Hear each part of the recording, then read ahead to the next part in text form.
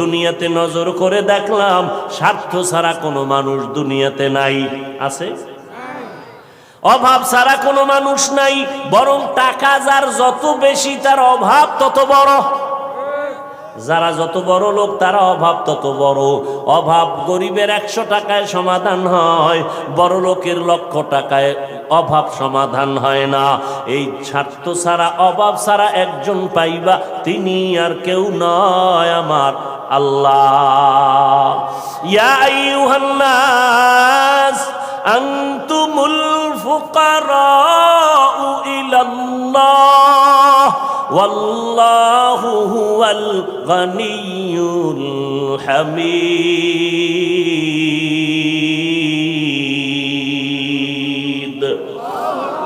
गर तवक्कुल मी कुनी हर सुबह शाम मेरा सनद रिज़्क़ तू अज़ला मकाम। বাহাদুরি করিও না রে বাবা, অন্যের সাহায্য ছাড়া চলা যাবে না। দোয়াও কিন্তু একটা সাহায্য, দোয়াও সাহায্য, সাহায্য ছাড়া চলা যাবে না। মা বাবায় দোয়া করে, এর সাহায্যে আমরা বড় হয়েছি। মা বাবার ক্লান্ত পরিশ্রমের কারণে আমরা বড় হয়েছি, মা বাবার সহযোগিতায় বড় হয়েছি। কিন্তু স্বার্থ ছাড়া জমিনের মধ্যে কোনো মানুষ নাই, অভাব ছাড়া কেউ নাই। যার কোনো অভাব নাই তিনি হলেন আমার আল্লাহ, যার কোনো স্বার্থ নাই তিনি আমার আল্লাহ। এরে বান্দা, নিজেরে বড় মনে করলে ধ্বংস অনিবার্য। আল্লাহর এক বান্দা বড় আবেদ, আমার নবী সাহাবায়ে কেরামদের ঘটনা শুনাইতেছেন।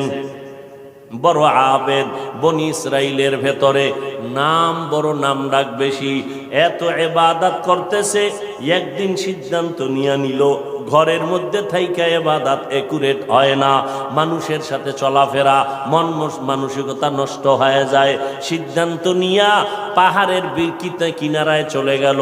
পাহাড়ের উপরে উঠা ছোট্ট একটা রুম বানাইয়া ওইখানে আল্লাহর বান্দা ইবাদত করে। পাহাড়ের চূড়ায় সাধারণ মানুষ সেখানে যায় না, মন মানসিকতা নষ্ট হয় না। আল্লাহর বান্দা পাহাড়ের চূড়ায় গিয়া ইবাদত করে। ঘরের ভেতরে মা বড় একা, আম্মা জান ঘরের মধ্যে বসে মোটামুটি জীবন যাপন করে। সন্তান আসে না, ইবাদতের মজা পাইয়া পাহাড়ের চূড়ায় উঠে ওখানে ইবাদত করে। একদিন মা মনে মনে ভাবলেন, আমার সন্তান আমার কাছে না আসলে তো আমি ও থাকতে পারে, আমি মা তো থাকতে পারি না। কারণ আমি মা, সন্তানের আমি গর্ভ ধারণ করে কত কষ্ট করেছি। মা সিদ্ধান্ত নিল, আমি হেঁটে হেঁটে পাহাড়ের কিনারায় যাইয়া আমার বাবার চেহারাটা একটু দেখা কলবেরে সান্ত্বনা দিব। আম্মা জান ঘুমের থেকে উঠা সকালবেলা সূর্যের গরম যখন শুরু, হেঁটে হেঁটে পাহাড়ের কিনারায় চলে গেলেন। আল্লাহর বান্দা আবেদ পাহাড়ের চূড়ায় ইবাদত খানায় নামাজ পড়ে আর আল্লাহরে সেজদা দেয়। আম্মা জান পাহাড়ের কিনারায় যাইয়া সূর্যের আলোতে উপরে তাকাইতে কষ্ট হয়, হাতটাকে কপালের সামনে নিয়ে ছায়া দিয়া উপরে হালকাভাবে তাকাইয়া এরপরে ডাক দিলেন, এই সন্তান, আমি তোর মা পাহাড়ের কিনারায় আসছি, একটু দেখা দাও। আমি মা তোমার চেহারাটা দেখার জন্য পাগলের মতো হয়ে গেলাম। আল্লাহর বান্দা পাহাড়ের উপর থেকে মায়ের কণ্ঠের আওয়াজটা শুনছে। এমন সময় ডাক দিছে মা, যেই সময় আল্লাহর বান্দা নামাজে দাঁড়ানো। চিন্তায় পড়ে গেল, এখন কি মায়ের ডাকে সাড়া দিব নাকি আমার মাওলার সাথে আমি কথা বলবো।